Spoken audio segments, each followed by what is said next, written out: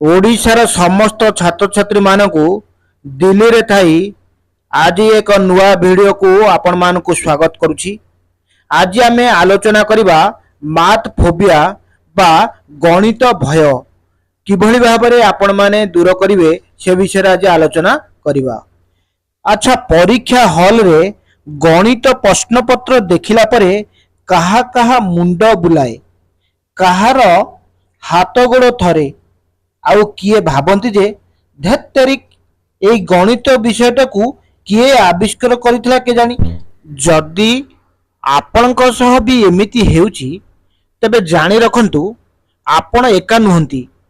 ଭାରତରେ ପ୍ରତି 10 ଜଣରୁ 7 ଜଣ ସ୍କୁଲ ପିଲା ଗଣିତକୁ ଡରନ୍ତି।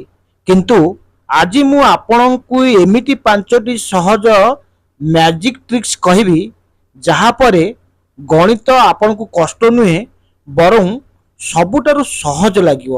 ଚାଲନ୍ତୁ ଭିଡ଼ିଓଟିକୁ ଆଜି ଆରମ୍ଭ କରିବା। ପ୍ରଥମେ ଆମେ ମ୍ୟାଥମେଟିକ୍ସ ପ୍ରତି ଭୟର କାରଣ କ'ଣ ସେଟା ଖୋଜି ବାହାର କରିବା। ପିଲାମାନେ ପ୍ରଥମେ ଗୋଟିଏ କଥା ବୁଝନ୍ତୁ, ଗଣିତ ପ୍ରତି ଭୟ କୌଣସି ରୋଗ ନୁହେଁ, ଏହା କେବଳ ଆମ ମନର ଏକ ଭ୍ରମ। ଆମେ କାହିଁକି ଡରୁ? କାରଣ ଆମେ ଗଣିତକୁ ଘୋଷିବାକୁ ଚେଷ୍ଟା କରୁ। ଇତିହାସ କିମ୍ବା ସାହିତ୍ୟ ଭଳି ଗଣିତକୁ ଘୋଷିଲେ କେବେ ବି ମନେ ରହିବ ନାହିଁ।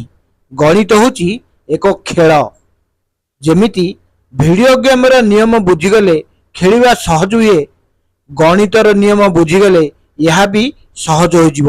ଏହା ନିଶ୍ଚିତ ଭାବରେ ଆପଣ ଏହି 5ଟି ଟ୍ରିକ୍ସରୁ ଜାଣିପାରିବେ। ବର୍ତ୍ତମାନ ଆମେ ଜାଣିବା 5ଟି ମୁଖ୍ୟ ସହଜ ଉପାୟ ଯାହାକୁ ଜାଣି ସାରିଲା ପରେ ଆମର ମ୍ୟାଥମେଟିକ୍ସ ପ୍ରତି ଭୟ ନିଶ୍ଚିତ ଭାବରେ ଦୂର ହେବ। ଆସନ୍ତୁ ଗୋଟିଏ ଗୋଟିଏ ଏହି ଟିପ୍ସ ବିଷୟରେ ଆଲୋଚନା କରିବା। ପ୍ରଥମ ଟିପ୍ସ ହେଉଛି କ'ଣ ନା ବେସିକ୍ସ କ୍ଲିୟର କରନ୍ତୁ ବା ଯାହାକୁ ଆମେ କହୁଛେ କନସେପ୍ଟ କ୍ଲିୟର କରନ୍ତୁ। ଏଇଟା ହେଉଛି ପ୍ରଥମ ଟିପ୍ସ। ଯଦି ଗୋଟିଏ ଘରର ମୂଳଦୁଆ ବା ଫାଉଣ୍ଡେସନ ଦୁର୍ବଳ ହେବ ତେବେ ଘରଟି ଭାଙ୍ଗିଯିବ ନିଶ୍ଚିତ ଭାବରେ। ସେମିତି ଯଦି ଆପଣଙ୍କୁ ମିଶାଣ ଫେଡ଼ାଣ, ଗୁଣନ ହରଣ, ଭଗ୍ନାଂଶ କିମ୍ବା ଦଶମିକ ଭଲ ଭାବେ ଜଣା ନଥିବ ତେବେ ଆପଣ ବଡ଼ କ୍ଲାସର ବୀଜଗଣିତ କିମ୍ବା ଜ୍ୟାମିତି କେବେ ବି କରିପାରିବେ ନାହିଁ। ତେଣୁ ଲାଜ ନକରି ପ୍ରଥମେ କ'ଣ କରିବେ ନା ଆପଣଙ୍କ ପଛ କ୍ଲାସର ସହଜ ଜିନିଷ ଗୁଡ଼ିକୁ ଆଉ ଥରେ ଭଲ ଭାବରେ ଶିଖି ନିଅନ୍ତୁ। ଯାହାଫଳରେ କ'ଣ ହେବ, ଆପଣଙ୍କର ବେସିକ୍ସ କ୍ଲିୟର ହେବ ଏବଂ ଆପଣ କନସେପ୍ଟ ଭଲ ଭାବରେ ବୁଝିପାରିବେ। ଦ୍ୱିତୀୟ ଟିପ୍ସଟି ହେଉଛି ସୂତ୍ର କେବେ ଘୋଷନ୍ତୁ ନାହିଁ।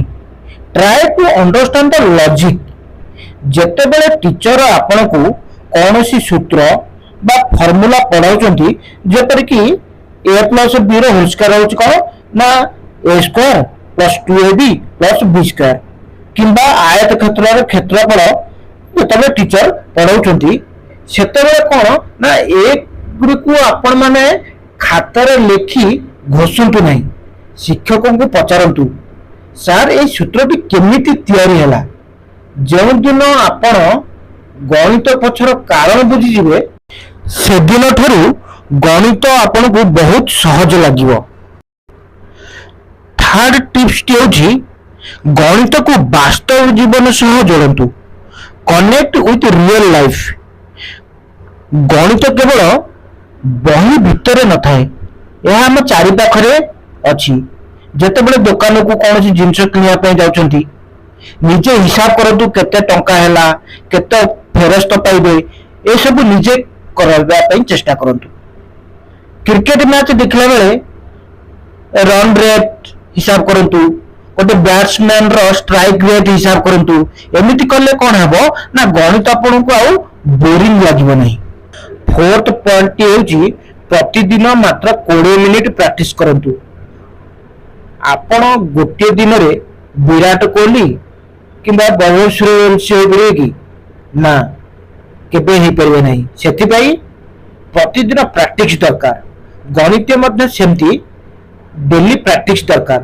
ପରୀକ୍ଷା ଆଗ ଦିନ ସାରା ରାତି ପଢ଼ିଲେ ଗଣିତ କେବେ ହେବ ନାହିଁ। ପ୍ରତିଦିନ ସ୍କୁଲରୁ ଫେରି ମାତ୍ର 5ରୁ 10ଟି ଗଣିତ ନିଜେ ସମାଧାନ କରିବା ପାଇଁ ଚେଷ୍ଟା କରନ୍ତୁ। ମାତ୍ର ଏଇଭଳି ଭାବରେ 20-21 ଦିନ କରି ଦେଖନ୍ତୁ, ଦେଖିବେ ରେଜଲ୍ଟ କିଭଳି ଭାବରେ ଆପଣଙ୍କ ସାମ୍ନାରେ ଆସି ପହଞ୍ଚୁଛି। ଫିଫ୍ଥ ପଏଣ୍ଟଟି ହେଉଛି ଭୁଲ କରିବାକୁ ଆଦୌ ଡରନ୍ତୁ ନାହିଁ। Don't fear mistakes. ଅନେକ ପିଲା ଭାବନ୍ତି ଯେ ଯଦି ଉତ୍ତର ଭୁଲ ହୋଇଯିବ ତେବେ ସାର୍ ଗାଳି କରିବେ କିମ୍ବା ସାଙ୍ଗମାନେ ହସିବେ। ମନେ ରଖନ୍ତୁ, ଗଣିତରେ ଭୁଲ ହେବା ଏକ ଭଲ ସଂକେତ। ଏହାର ଅର୍ଥ ଆପଣ ଚେଷ୍ଟା କରୁଛନ୍ତି। ଯିଏ ଭୁଲ କରେ ସିଏ ହିଁ ଦିନେ ଠିକ୍ ଶିଖେ। ଆପଣ ଜାଣିଛନ୍ତି କି ଦୁନିଆର ସବୁଠାରୁ ବଡ଼ ବୈଜ୍ଞାନିକ ଆଲବର୍ଟ ଆଇନଷ୍ଟାଇନ ମଧ୍ୟ ଛୋଟବେଳେ ଗଣିତକୁ ଭୟ କରୁଥିଲେ, କିନ୍ତୁ ସେ ନିଜ ଚେଷ୍ଟା ବଳରେ ଜଣେ ମହାନ ବୈଜ୍ଞାନିକ ହୋଇପାରିଲେ। ଭାରତର ମହାନ ଗଣିତଜ୍ଞ ଶ୍ରୀନିବାସ ରାମାନୁଜନ ମଧ୍ୟ କୌଣସି ବଡ଼ କୋଚିଂ ନେଇନଥିଲେ। ସେ କେବଳ ନିଜ ଅଭ୍ୟାସ କରି ଗଣିତର ଯାଦୁଘର ବନିଥିଲେ। ତେଣୁ ଆପଣ ମଧ୍ୟ କରିପାରିବେ, ସେଥିପାଇଁ ଆଦୌ ଭୟ କରନ୍ତୁ ନାହିଁ। ତେଣୁ ପିଲାମାନେ ଆଜିଠାରୁ ଗଣିତକୁ ଡରିବା ବନ୍ଦ କରି ଲଢ଼ିବା ଆରମ୍ଭ କରନ୍ତୁ। ଏହି 5ଟି ଟିପ୍ସ ମଧ୍ୟରୁ ଆପଣଙ୍କୁ କେଉଁ ଟିପ୍ସଟି ସବୁଠାରୁ ଭଲ ଲାଗିଲା କମେଣ୍ଟ କରି ନିଶ୍ଚୟ ଜଣାନ୍ତୁ। ଆଉ ଗୋଟେ କଥା ମୁଁ କହି ରଖୁଛି, ଗଣିତର କେଉଁ ଚାପ୍ଟର ଆପଣଙ୍କୁ ସବୁଠାରୁ କଷ୍ଟ ଲାଗେ ତାହା ଲେଖି ଜଣାନ୍ତୁ। ମୁଁ ସେହି ବିଷୟରେ ଏକ ସହଜ ଭିଡ଼ିଓ ଆପଣମାନଙ୍କ ପାଇଁ ନିଶ୍ଚିନ୍ତ ଭାବରେ ନେଇକରି ଆସିବି। ଭିଡ଼ିଓଟି ଭଲ ଲାଗିଲେ ନିଜ ସାଙ୍ଗମାନଙ୍କ ସହ ସେୟାର କରନ୍ତୁ ଏବଂ ଚ୍ୟାନେଲକୁ ସବସ୍କ୍ରାଇବ କରିବା ପାଇଁ ଜମାରୁ ଭୁଲନ୍ତୁ ନାହିଁ। ପୁଣି ଦେଖା ହେବା ଏକ ନୂଆ ଭିଡ଼ିଓରେ। ସେ ପର୍ଯ୍ୟନ୍ତ ଖୁସିରେ ଥାନ୍ତୁ, ଜୀବନକୁ ଉପଭୋଗ କରୁଥାନ୍ତୁ। ଜୟ ଜଗନ୍ନାଥ।